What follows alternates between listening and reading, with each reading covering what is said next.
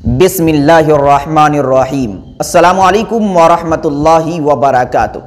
मैं मोहम्मद अताउल हक कासमी आज फिर से आप हजरात के सामने हाजिर हुआ हूँ, इस उम्मीद के साथ कि आप तमामी हजरात बखैर आफियत होंगे। मेरे अज़ीज़ साथियों, सवाल ये है कि मस्जिद के अंदर हाफ पैंट पहनकर जाना और हाफ पैंट पहनकर नमाज पढ़ना कैसा है। तो देखिए, इस मसले को समझने से पहले आप एक उसूल को जहन में बिठा लीजिए। वो ये कि नमाज के सही और दुरुस्त होने की जहां बहुत सारी शर्तें हैं, वहीं पर एक शर्त ये भी है कि आप जब नमाज शुरू करें तो आपका सतर छुपा हुआ हो। अगर नमाज से पहले या नमाज की हालत में आपका सतर खुल जाता है, सतर का चौथाई हिस्सा खुल जाता है, तो फिर आपकी नमाज सही और दुरुस्त नहीं होगी। अब आप इस तरीके से समझिए कि अगर कोई शख्स हाफ पैंट पहनकर नमाज पढ़ रहा है और वह हाफ पैंट इतना बड़ा है कि घुटना छुप जाता है, लेकिन जब रुकू में जाता है तो घुटना खुल जाता है, जब सजदे में जाता है तो घुटना खुल जाता है, जब वह तशहुद के लिए बैठता है तो घुटना खुल जाता है। यानी नमाज जब शुरू करता है तो घुटना छुपा हुआ रहता है और नमाज के किसी रुकन में घुटना खुल जाता है, तो फिर इस घुटने के खुलने की वजह से उसकी नमाज सही और दुरुस्त नहीं होगी, क्योंकि ये घुटना भी सतर है, इसका छुपाना भी नमाज में जरूरी है। मर्द का सतर नाफ से लेकर घुटने तक है, उसमें घुटना भी शामिल है। तो अगर ऐसा हाफ पैंट है कि जिसको पहनकर नमाज आप पढ़ते हैं तो घुटना खुल जाता है, तो फिर आपकी नमाज सही और दुरुस्त नहीं होगी।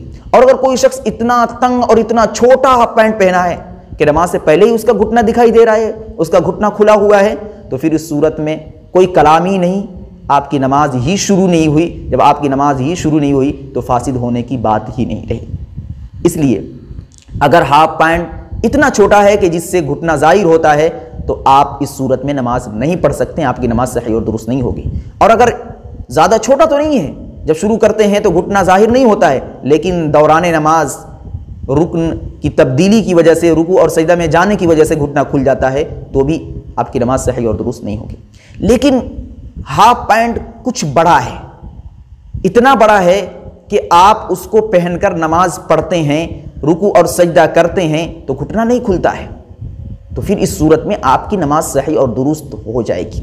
लेकिन वाज़ेह रहे कि अगर वह हाफ पैंट ऐसा है कि जिसको पहनकर आप मार्केट जाना गवारा नहीं करते, उस हाफ पैंट को पहनकर आप कहीं बाइज्जत शख्सियत के पास जाना गवारा नहीं करते, उस हाफ पैंट को पहनकर आप किसी दुनियावी मजलिस में शिरकत करना गवारा नहीं करते, फिर आप उसी हाफ पैंट को पहनकर मस्जिद में आ रहे हैं, इससे ये बात वाज़ेह हो रही है कि आपकी नज़र में दुनियावी उन जगहों से कहीं ज़्यादा हकीर तरीन जगह मस्जिद है। जभी तो आप उस कपड़े को इख्तियार करके मस्जिद में आ रहे हैं जिस कपड़े को इख्तियार करके आप दुनियावी मजलिसों में जाना गवारा नहीं करते।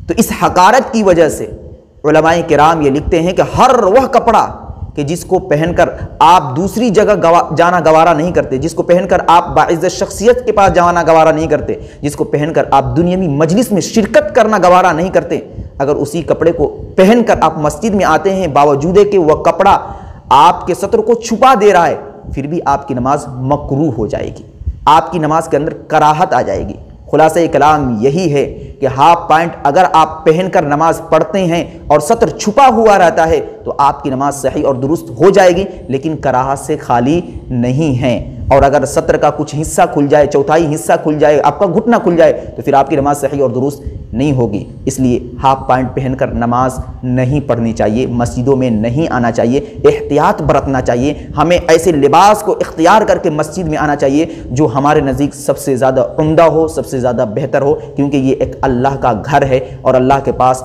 बनकर संवर कर अच्छे लिबास को इख्तियार करके हाजिर होना चाहिए। दुआ करें कि अल्लाह तबारक व तआला हम सबों को खुशू और खुजू के साथ नमाज पंजगाना पढ़ने की तौफीक मरहमत फरमाए।